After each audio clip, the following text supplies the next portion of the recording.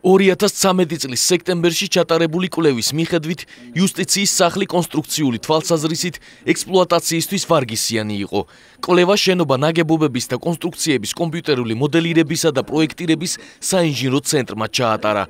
ორგანიზაციის ხელმძღვანელის ჯონი გიგინეიშვილის განცხადებით, მათ იუსტიციის სახლის საძირკველი და მზიდი კონსტრუქციები შეისწავლეს. კვლევის საფუძველზე ჩატარებული გაკეთებული იქნა კომპიუტერული მოდელირება და სპეციალური გათვლები. გარდა ამისა, ფიზიკურად შემოწმებული იქნა მთელი რიგი კონსტრუქციული ელემენტებისა. კონსტრუქციული გათვლების შედეგად დადგენილი იქნა, რომ ძირითადი მზიდი კონსტრუქციული საძირკვლები, შენობის ჩონჩხეთი კონსტრუქციული თვალსაზრისით აბსოლუტურად საიმედო და მზიდი არის. პრობლემური არა. შენობის ძირითადი კონსტრუქციული ელემენტები მზიდუნარიანობას ინარჩუნებს მიუხედავად იმისა, რომ მის შეფუთვისა და მოპირკეთების ელემენტებს პრობლემები შეექმნა. იუსტიციის სახლი ჯერჯერობით გაურკვეველი დროით მომხმარებლისთვის კვლავ დახურული დარჩება. როგორც იუსტიციის მინისტრის მოადგილე მიხეილ სარჯველაძემ ჟურნალისტებთან საუბრისას განაცხადა, იუსტიციის სახლის ფუნქციონირებას ვერ დაუშვებს მანამ, სანამ არ დარწმუნდებიან, რომ მოქალაქისა და თანამშრომლის უსაფრთხოება ბოლომდეა უზრუნველყოფილი.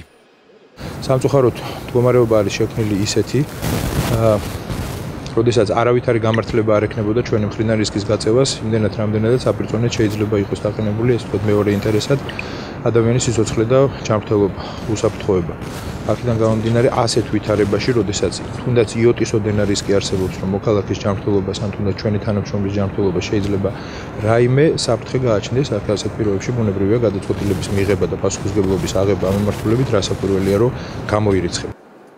მიხეილ სარჯველაძემ დღეს პრესას იმ იტალიური კომპანიის წერილიც აჩვენა, რომელმაც თავის დროზე შენობის სახურავი დაამონტაჟა. ახლა კი მისი ჩამოშლის მიზეზებს ადგენს.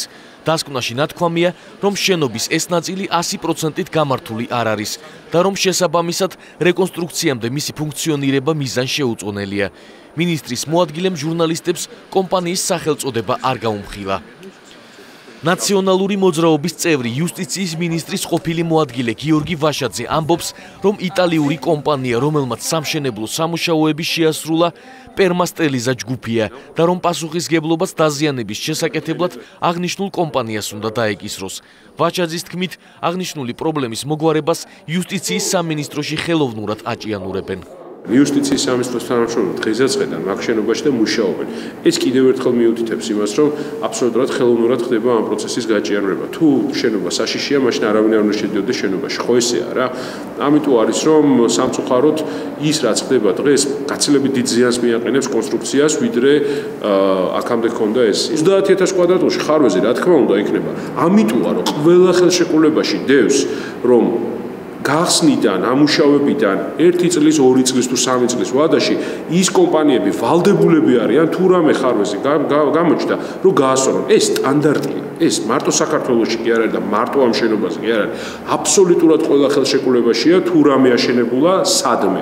აი ზუსტად ეს არის სტანდარტი. ეხლა მარტივია, უნდა გამოიყენო ხელშეკრულების ეს მუხლი, როგორც ამას ვაკეთებდით ჩვენ იმ სხვა 12 იუსტიციის სახლის პირობებში. თბილისის იუსტიციის სახლის ცენტრალურ შესასვლელთან სახურავის შეფუთვა 3 დეკემბერს ძლიერმა ქარმა დააზიანა. მას შემდეგ სახურავის შეკეთების სამუშაოები არ ჩატარებულა და შენობა მომხმარებლებისთვის გაურკვეველი ვადით დაიხურა. იუსტიციის სახლის სერვისები, რომელიც გამარტივებულ მომსახურებას გულისხმობს, დროებით სერვის ცენტრებში გადანაწილდა.